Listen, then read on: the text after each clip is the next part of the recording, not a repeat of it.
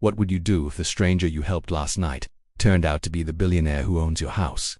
If you woke up to find her in your kitchen wearing your shirt, smiling like she knows the secrets you've been running from? This is the story of Marcus Johnson, a broke single father. A man who fixes everyone's problems except his own, and the woman whose arrival will change his entire life and his daughter's future.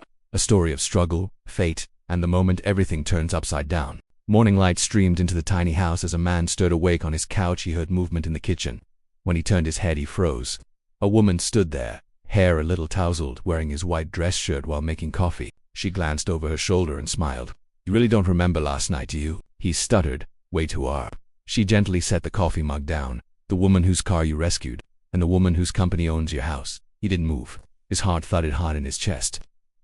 From the hallway, his daughter, giggled. A woman looked at him with eyes carrying secrets. "We need to talk, Marcus." His name was Marcus Johnson, 36, once an engineer, now a single father doing freelance repair jobs. Fixing busted pipes, rewiring old houses, taking whatever work kept the lights on. His daughter Zoe was 7. Bright eyes, warm brown skin like his, quick to smile. She was his entire world. Life was difficult, money was tight, but Marcus always taught her the same lesson. "We may be broke, Zoe, but we don't break." She'd nod seriously. She understood more than most kids her age. One night, a storm swept through the city. Rain slammed the streets. Thunder cracked overhead. Marcus was driving back from a late-night job, his truck battling the flooded roads. Then he spotted a luxury car crushed around a tree, smoke curling from the hood, headlights blinking erratically. He braked, dashed through the downpour. Inside sat a woman in a black suit, white shirt, an expansive watch catching flashes of lightning. Her face was pale, drained. The seatbelt had locked her in. Her frightened eyes met his. "Help, please." Marcus didn't hesitate. He shattered the window, sliced the belt, dragged her out just as the engine flickered with sparks. Seconds later, flames burst upward. The woman collapsed against him, trembling uncontrollably. "Thank you, I can't breathe." Her breaths were shallow, frantic. The hospital was miles away and half the roads were underwater. He made a choice. "My place is close. You need warmth now." She nodded weakly. He drove fast but carefully through the storm. When they reached his small house, he carried her inside, laying her on his bed, the only proper bed he had. He wrapped her in blankets and checked her breathing. She was unconscious, but stable. Marcus grabbed a pillow and went to the couch. That would be his bed for the night. Around midnight, Zoe woke up. She tiptoed into the living room, finding her dad sitting alert, eyes fixed on the bedroom door. "Daddy, who's that lady?" "She's hurt. Zoe. She needed help." "Is she gonna be okay?" "I think so." "Go back to sleep." She hugged him. "You're a good person, Daddy. I'm just doing what's right." Lightning flashed, illuminating the woman's face through the doorway. In that moment, Marcus saw something: authority, strength, presence. She wasn't a random stranger. Who was she? Morning crept in slowly as the storm faded. Marcus brewed coffee and checked on her. She was still asleep. He noticed her expensive suit hanging to dry, her designer purse, her platinum watch. She clearly had real money. But none of that mattered last night. She'd only been someone in need. Soon he heard movement. She was waking up. Marcus backed out of the room to give her space and started making breakfast for Zoe. Then he heard footsteps. When he turned, his mind stalled. The woman stood there in the doorway, wearing his white dress shirt, the one he'd tossed on the chair. Her hair hung loose and messy, but her eyes were sharp and assessing. She gave him a small, controlled smile. "Good morning." Marcus flushed. You're wearing my you left me soaked clothes?" "I found this," she replied calmly. "Hope you don't mind." Her voice was smooth, confident, almost amused. Zoe ran in. "Who are you?" The woman knelt at Zoe's eye level. "Just someone your dad saved." Marcus couldn't move. This woman, in his shirt, in his kitchen, acting like she belonged there. "I can call you a taxi," he muttered stiffly. "Unnecessary, my driver's outside." "Your driver?" She poured coffee and took a sip. "He's been waiting since 6 this morning." Marcus blinked. "You could have left hours ago. I wanted to thank you properly." She placed the cup down and returned this. She motioned to the shirt butt. "Didn't take it off?" Instead she smiled like she was testing him. Zoe giggled. "Zoe," he said, tone warning, "go, get ready for school." "But Daddy now, honey." Zoe huffed but obeyed. The woman watched her go. "She's lovely. How old? 7. You raise her alone? That's not really your business." She lifted an eyebrow. "Fair enough." A tense silence filled the room. Marcus grabbed a towel and wiped the counter, just to avoid looking at her. She reached for her purse, pulled out an expensive leather wallet, and placed thick bills on the table. Hundreds, at least $2,000. This should cover last night. Marcus stared at the money, then at her. "For what? Helping me for the bed, the clothes, everything." His jaw tightened. I didn't do it for money. She shrugged lightly. Then consider it laundry service. That shirt likely needs dry cleaning. Something inside him snapped. Marcus shoved the money back at her. Take it. I don't want your cash. Her expression stayed cool. Most men would have taken it. I'm not most men. She tilted her head, analyzing him. No, you're not. She slowly took back the money, folded it neatly. My mistake. I thought I was being generous. Marcus let out a bitter laugh. Throwing around cash isn't generosity. You don't know the meaning of the word. Then enlighten me. It's doing something because it's right, not because you owe, not because you can afford it. It's just because someone needs help. She stood quietly, discomfort flickering for the first time. I say to you, Marcus muttered, because from here it looks like you tried to turn a decent act into a business deal. The tension thickened. Finally, she spoke softly. You're right. I'm sorry. He didn't respond. She walked toward the door, paused, looked back. Your name? Marcoux Johnson. She repeated it slowly. I won't forget it. Then she left. The door clicked shut. Zoe came out wearing her backpack. Is she your girlfriend now? No, sweetheart, she's complicated. I think she likes you. He smiled faintly. Why's that? Because she looks at you the way you look at pancakes. Marcus burst out laughing. Like, I want to eat her. No, like she makes you happy. He scooped her up and spun her. You're too smart for your own good. Later that afternoon, Marcus picked Zoe up from school. They stopped at a small grocery store. He counted his money carefully, enough for rice, eggs, some vegetables, maybe a small treat for Zoe at home. He cooked while the TV played. The news caught his attention. Breaking news. CEO Victoria Sterling, survivor of last night's crash, returned to work today. Sources confirm a local resident pulled her from the burning vehicle moments before explosion. Marcus froze. He stared at the screen. There she was, sharp suit, standing before a massive corporate tower with the logo Sterling Industries behind her. The reporter continued. Miss Sterling declined to identify a rescuer, but she did say this. The screen cut to Victoria surrounded by microphones. He was kind, humble, and he refused any payment. That kind of integrity isn't something money can buy. Marcus stood with a wooden spoon in hand, stunned. Zoe tugged him. Daddy, that's the lady from this morning. Yeah, baby, that's her. She's famous. Looks like it. Why didn't you tell me? I didn't know. Zoe's eyes widened. You saved a CEO. That's awesome. Marcus turned off the TV and went back to cooking, but his mind spun. Victoria Sterling, one of the wealthiest women in the state, feared in the business world, and it yelled at her and shoved her money back. He laughed. Of course. My luck. Zoe climbed onto a chair. Do you think she'll come back? I doubt it. I hope she does. I liked her. Marcus ruffled her curls. Do you like everyone who? No, just nice people. And she seemed nice, even with all the fancy stuff. Marcus smiled. Zoe always saw hearts, not wallets. Maybe she was right, but people like Victoria didn't return to neighborhoods like his. That chapter was over, or so he believed. Type perspective you believe dignity can't be bought. 3 days went by. Marcus kept his mind busy work bills, raising Zoe. He tried to forget about Victoria Sterling, but fate had other plans. He was at Zoe's school, repairing a burst pipe in the teacher's lounge, grease and dirt covering his shirt. Another ordinary day. Then he heard an engine smooth, expensive, predatory. He looked outside. A black luxury sedan rolled into the parking lot. Tinted windows, chrome accents, completely out of place. The door opened. Victoria Sterling stepped out, white suit, heels tapping the pavement, sunglasses shielding her eyes. She walked straight toward him. Parents whispered. Teachers stared. Everyone stared. Marcus stood, wiping his stained hands on a rag. Can you? I help you. She removed her sunglasses and looked directly at him. Mr. Johnson, we need to talk, he sighed. If this is about the money, it isn't. Her tone was firm. It's about the truth. She held up her phone. Secure footage, grainy but clear. It showed Marcus carrying her from the burning vehicle, his determined face illuminated by flames. You saved my life, she said quietly, and I never properly thanked you. You already did by leaving. She winced just slightly. That was cold. So was treating kindness like a transaction. Silence weighed heavy. Victoria's gaze drifted past Marcus, landing on Zoe playing on the playground, laughing with her friends, the sunlight glowing on her brown skin. She's your daughter, my whole world. Victoria watched her for a long moment, something softening. In her expression, she's lucky to have you. I'm lucky to have her. Victoria stepped closer, her voice dropping. Marcus, I came here to apologize, and to fix something. You don't owe me anything, maybe not, but I want to do this anyway. She pulled an envelope from her bag and handed it to him. Marcus recognized the letterhead, his landlord's property management company. What's this? I've out a building you rent, she said simply. As of yesterday, I own it. His stomach dropped. You did what? And as of this morning, your lease is paid off. The house is yours, free and clear. Marcus stepped back, dizzy. Do you think kindness is a debt you can repay? I don't want this. It's not repayment, she said, eyes steady. It's the start of something better. Better for who? Your conscience.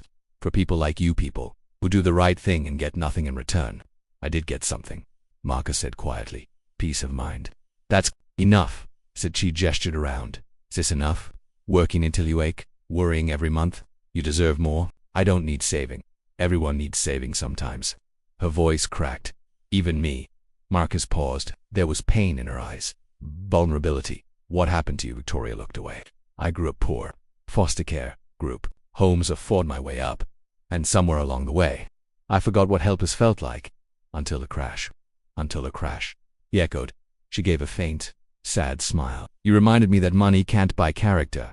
Or courage. Or the kind of man who saves a stranger in a storm. Marcus felt the last of his anger fade. So what now? Now I do something I should have done immediately. She handed him another document. I'm launching a fund for single parents, especially single fathers. Financial aid, job training, childcare support. Marcus scanned the page, eyes widening. The Johnson Fund. You used my name? It represents the only strength I admire. Quiet, honest, human. He stared at his name printed boldly across the top. Something bigger than he ever imagined. I don't know what to say. Say you'll be part of it, she said softly. Help me identify families who need support. You know this community better than I ever could. You want me to work with you? I want you to guide me. Make sure this helps real people, not my PR. Marcus glanced at Zoe. She played happily, carefree.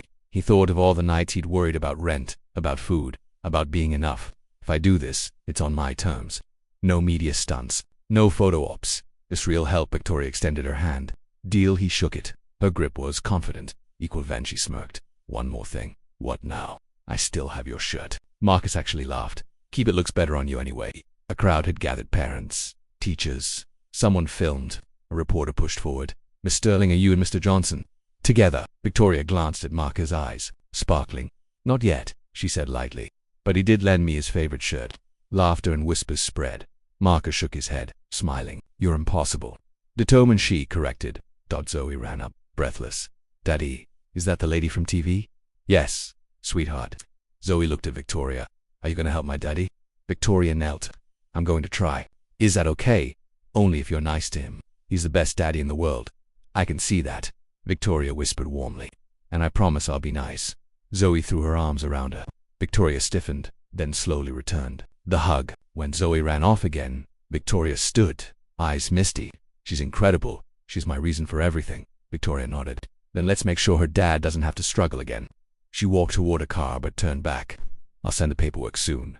And Marcus said, Hey! For reminding me why I built my company. Why is that? And to help people like those who helped me when I had nothing. She drove away. Marcus stood holding the document, heart racing. Zoe tugged him again. Daddy, is she your girlfriend? Now. No, honey, she's complicated. I think she likes you. He chuckled. Why? Because she looks at you the way you look at pancakes. Marcus erupted with laughter. Like I want to eat her. No, like she makes you happy. He lifted her and spun her around. Maybe Zoe was right. Maybe something had begun. Something unexpected. Something real. Time would tell. 1 month later, downtown convention center. Cameras everywhere. Reporters, influencers, press. It was the launch of the Johnson Fund. Backstage. Marcus shifted uncomfortably in a borrowed suit, tie choking him, shoes too polished. This wasn't his world. Zoe sat beside him in a pretty dress, neat braids swinging as she kicked her feet. Daddy, are you famous now? No, baby, I'm just here. But they named it after you. Doesn't make me famous. This is fortunate. A production assistant approached. Mr. Johnson, you're on in 5. His stomach dropped. I thought I was only attending. Miss Sterling wants you on stage. Didn't she tell you? No, definitely not. Zoe giggled. You're going to be on TV. Great, thanks. Lights dimmed. Music swelled. The audience quieted. Victoria stepped onto the stage, commanding, confident, instantly owning the room. Good evening. Thank you for being here. Tonight we launched something personal at the Johnson Fund. Applause thundered. This fund exists because of one man. A man who saved my life without asking for anything. A man whose strength is measured not in wealth, but in character. She looked directly at the wings. Marcus Johnson, please join me. His heart slammed. Zoe nudged him. Go, Daddy. He stepped onto the stage, legs trembling, lights blinding him. Applause erupted. Victoria handed him a microphone. Say something, he whispered. You didn't warn me? I wanted your words to be real, she murmured. Speak from the heart. He faced the audience, hundreds of eyes waiting. "I'm not a speaker," he said. "I'm a handyman. I fix leaks. We change bulbs. That's who I am." He paused. "But being a single father taught me something. You don't need money to be rich. You need people who believe in you. Moments that remind you why you keep fighting." His voice steadied. "I didn't save Victoria for recognition. I saved her because it was right. And somehow, that moment changed everything." He looked at her. "She could have forgotten me, but she didn't. She came back. She listened. She cared. And that's rare." The room fell silent, captivated. This fund isn't about me. It's about every parent doing their best. Every dad working 2 jobs. Every mom stretching every dollar. Every person who feels invisible. His voice grew stronger. "You're not invisible. You matter. And now, there's help." The audience rose in a standing ovation. Applause shook the hall. Marcus stepped back, overwhelmed. Victoria squeezed his hand. "Perfect." After the event, they found a quiet hallway. Zoe slept on a nearby couch. Victoria pulled out a small box. "I got you something. You've done enough." Open it. Inside was a pen engraved. "For the man who didn't sell his kindness." Marcus swallowed hard. "You didn't have to. I wanted to. I wanted to." She stepped closer. "You've changed my life, Marcus. You've changed mine too." They stood close, tense, charged. "I still have your shirt." "I know," he said. "I saw the photos." She laughed softly. "It's my favorite." "Mine too. Because I'm wearing it." "Exactly." She smiled, warm, sincere. "You're full of surprises, Marcus Johnson." "So are you, Victoria Sterling." A photographer cleared his throat. "One picture for the website." They posed, professional, but their hands brushed. The camera flashed, capturing the start of something neither expected. 1 year later, a small storefront opened. The sign read, "Johnson Mechanics, partnered with the Sterling Foundation." Marcus wiped grease off his hands. His own shop, small, organized, everything he dreamed of. The bell chimed. Victoria stepped inside wearing jeans, hair loose, and his white shirt again. "Still fits," she teased. He grinned. "Still stealing my clothes.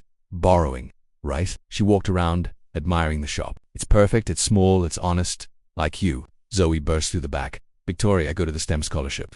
Full ride." Victoria's face lit up. "That's amazing. I'm so proud of you." Zoe hugged her. Marcus watched his daughter and this woman and his family. Zoe ran off to do homework. The shop quieted. Victoria turned to Marcus, nerves softening her voice. "I have something for you. Another gift. Just open it tomorrow. Promise." She handed him a sealed cream-colored envelope. "What is it?" "A question I'm scared to ask." His heart raced. "You scared? Terrified?" She touched his cheek. "You make me feel like I'm home." Marcus pulled her close. "You're home." They kissed soft, deep. The culmination of a year of growing love. She pulled back, smiling. "Open it tomorrow." "Why not now?" "'Cause I want you to really think about it." She left. Marcus stood alone, the envelope burning in his hand. That night, he barely slept. Morning crept in. He finally opened it. Inside was a handwritten message. "Marcus, you saved my life in a storm, but you did more. You saved me from becoming someone I hated. You taught me that kindness is the greatest currency. That integrity matters more than wealth. That love is built on respect, not exchange. I'm not asking because I owe you. I'm asking because I can't imagine life without you, or Zoe, or the man who threw my money back and reminded me what honor is. Will you marry me? V. Behind it was a printed invitation. The wedding of Victoria Sterling and Marcus Johnson. Marcus's hands shook. Tears fell. He laughed and cried at the same time. Zoe walked in. "Daddy, why are you crying?" "Because something impossible just became real." "Is Victoria going to be my mom?" He lifted her. "Would you like that more than anything?" "And yes, she's going to be your mom," Zoe squealed. They danced around the kitchen. Life was changing again, this time beautifully. 6 months later, a small ceremony. Close friends. Zoe stood between them in a white dress with flowered braids, holding their hands. The officiant began. "Do you?" "Marcus, I do." "I wasn't finished." "I don't need you to finish." Laughter filled the room. The officiant turned. "Do you, Victoria?" "I do, forever." They kissed early, ignoring protocol. At the reception, Marcus handed her a small box. Inside was a key. "What's this?" "My truck key." "The truck. From that night I restored it. It's yours, you kept it. Some things are worth keeping, like us, especially us." They danced. Zoe joined, and the three swayed together. A family born from a storm, strengthened by honor, sealed by love. Victoria whispered, "Sometimes kindness saves a life." Marcus added, "Sometimes it saves 2. Zoe chimed in, "Sometimes 3. They held each other as the sun set, sky glowing orange and gold. The camera panned back. Music rose. Their story ended. But their life together had only just begun. Sometimes kindness saves a life. Sometimes it saves 2. Subscribe if you believe love begins where kindness is free.